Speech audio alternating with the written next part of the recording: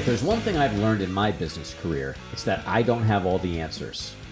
Look, I'm an ambitious guy, and I like to make progress fast.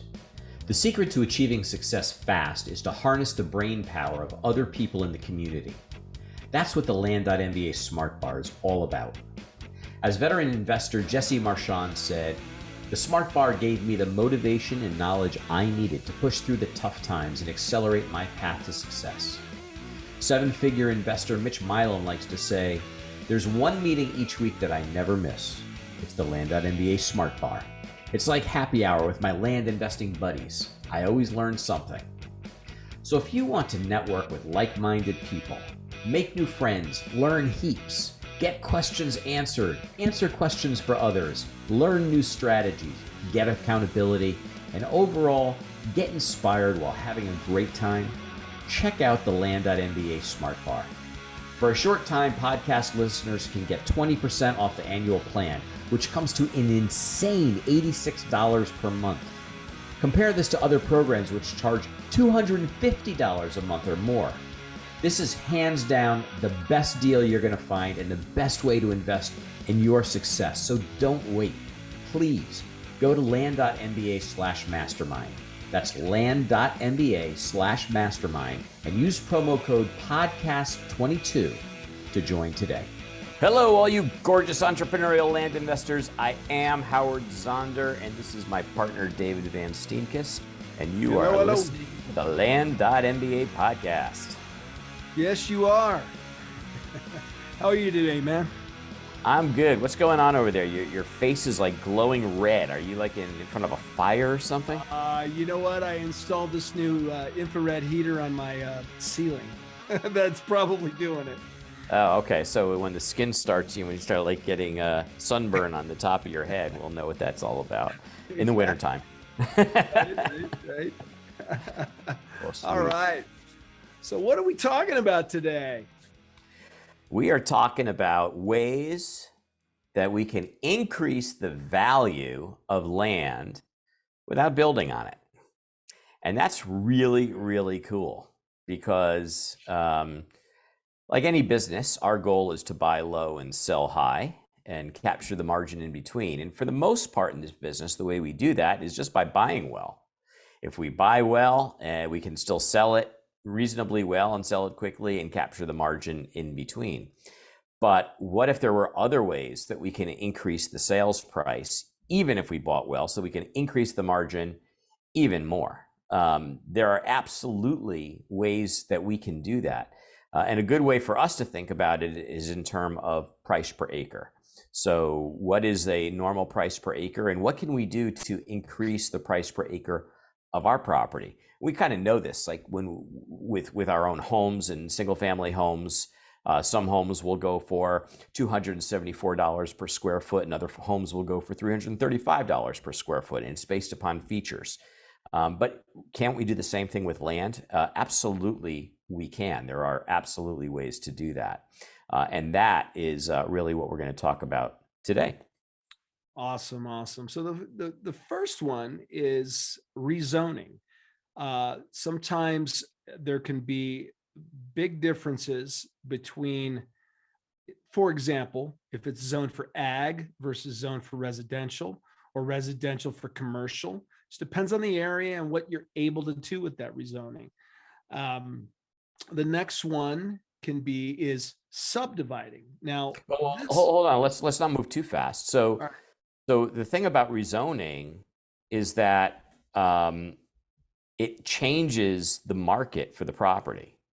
So the people who would be interested in buying it and the reason that they want to buy it and the use for which they have for it will change with the zoning. So, maybe you change a lot from just rural residential to commercial, or perhaps from ag to rural residential.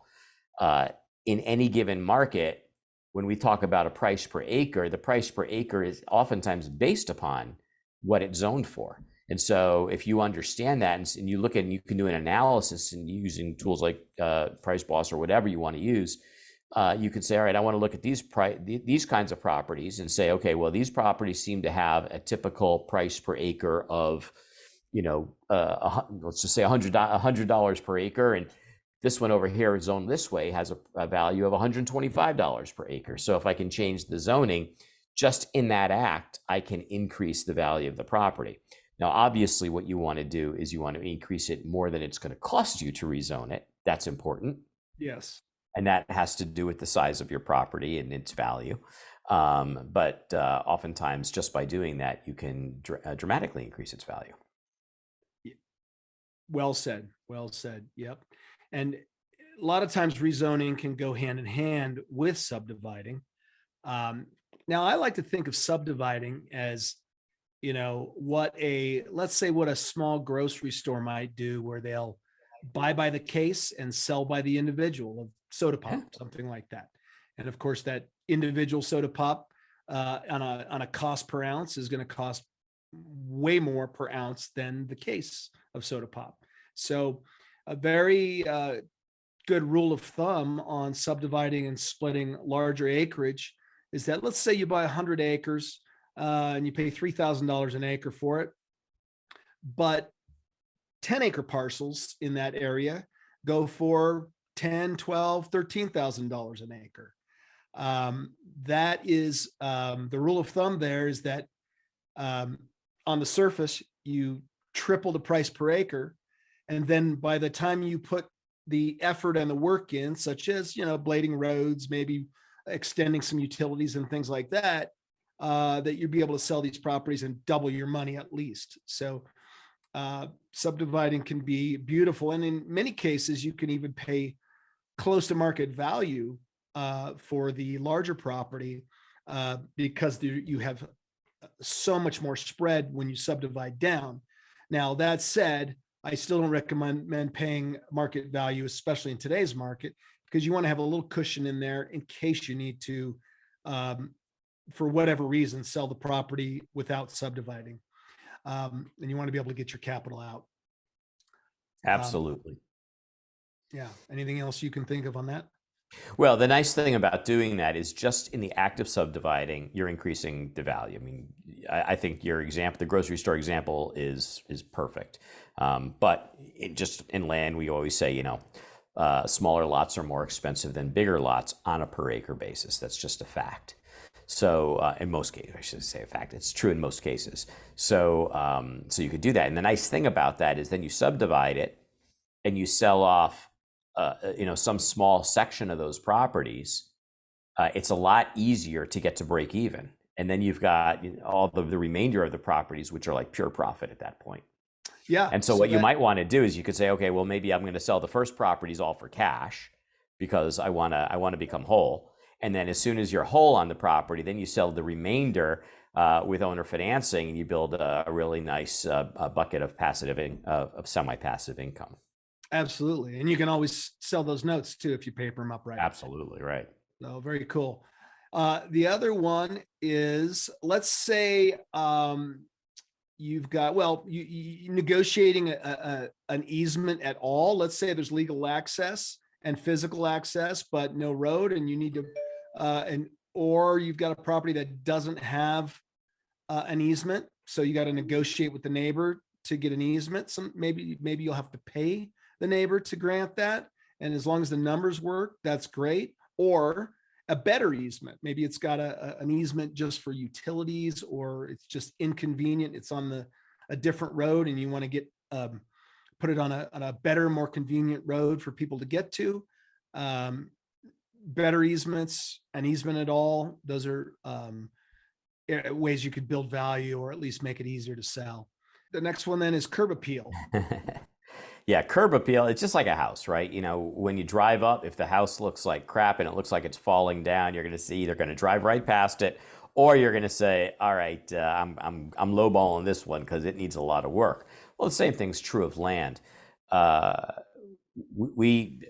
and I know a guy down in Florida, and his approach to land was always a little bit different. He was just the kind of guy that never wanted to invest in something that he couldn't reach out and touch. So he would only work in Florida within a car distance ride because, he wanted to be able to see all his land. And he just loved having some equipment delivered and going out and working on that land and prettying it up and putting a sign on it and doing all that. Let me tell you something. This guy made a lot of money. He made a lot of money in land. I'm sure he was back even 5 years ago. I think he was probably doing multiple seven figures in the land that he was doing. So there's something to be said for it. Curb appeal really matters when they drive up there and it looks gorgeous and the lawn is mowed, or there's maybe some flowers, or there's no trash. It's nice if there's no trash on the property. I say that because I have a property, or I got a couple of properties that I'm trying to sell right now. They're right next to each other, and one of them had just a bunch of trash on it. And so I didn't even know that because I've never seen them. But my realtor told me that. So we found a guy, and for $500, we got it all cleaned out. Turns out, there's a beautiful stream going across the property that was kind of obscured. So that's all there right now, and it's a really, really attractive property. So it doesn't even take a lot of money to clean something up sometimes. Yeah, and the other thing is a lot of the when you get into heavily wooded properties, especially if there's a lot of undergrowth, and you can see from the aerial that it's a great property. It's got lots of timber that's worth something. But coming back to houses again, I used to flip houses, and sometimes I'd be like, we remodeled this so nice. The kitchens and bathrooms look awesome. It's got great curb appeal in the front, and I was going to be cheap and not stage the house. And, I tried that a couple of times, and ultimately it took much longer to sell. And then it sat on the market, and I ended up going ahead and staging it. And lo and behold, boom, because people just have a hard time visualizing what it's going to look like and how they're going to use it. So same with land. So if you've got a heavily wooded property with lots of underbrush and the woods are right up to the road, and they can't even walk out onto the property. I've had a couple of properties like this. You got to hire somebody. I know the properties that I've done in Texas cost about $1,500 to hire somebody to go out there for the day with essentially what's a skid steer with a brush hog on it, and go out and chop a few trees down and cut up some underbrush and sort of create a way that people can actually drive onto the properties so they don't have to leave their car on the road. And they can actually see some sort of a clearing, and give them some vision for the property. Yeah, you're so right. I mean, people just don't have the vision. They can't. It's very difficult for them to look at, especially if they can't see past the road because of the trees. There's no way they can vision what the possibilities are. You have to help them. We're in the process of selling my parents' house right now, and we staged it. And I learned a really valuable lesson here that I didn't. It should have been obvious, but it wasn't obvious to me until my realtor said it. He said, there's two reasons to stage a property. One is so that people can get an idea of what it could look like if they were living in it. That's one, but that's not the only reason. The other reason is if there are any problems or imperfections, it will distract their eye from it. So it's not just about staging, it's about what you stage and where you stage it, because that will attract the eye. And it could potentially just divert them from something that maybe it's not as important for them to see. Absolutely. Absolutely. And what goes sort of hand in hand with the curb appeal and clearing it out is you could install a driveway. And that could be as simple as just blading that driveway. And the people that, or, you could be as simple as, when you hire that guy with the skid steer and the brush hog, just have him put it on a really low position and basically scrape the grass really, really low, and with no and getting rid of all the tree stumps and stuff in that area. You may not even have to blade it. Right. And it could be But as simple as that. it gives them access. So now that they can get deeper into the property and see around a little bit, but it's a very small improvement that doesn't cost a lot of money that can pay huge dividends just because it helps people Right. vision, gives them more access, all that stuff. Yeah. Now, if you're doing, I'm thinking of wooded areas that are cheap. If you're doing, really cheap, really cheap wooded properties that are, tax delinquent in Arkansas, where you're buying them for $1,000 and maybe selling them for 3 or 4. Well, then that's not worth it, and you're playing to a totally different market. But Yeah. when you're talking about higher end properties, then this stuff can become important. Absolutely. So, to summarize, 5 ways that you can increase the value of your property without actually having to build a structure. 1, you can rezone it.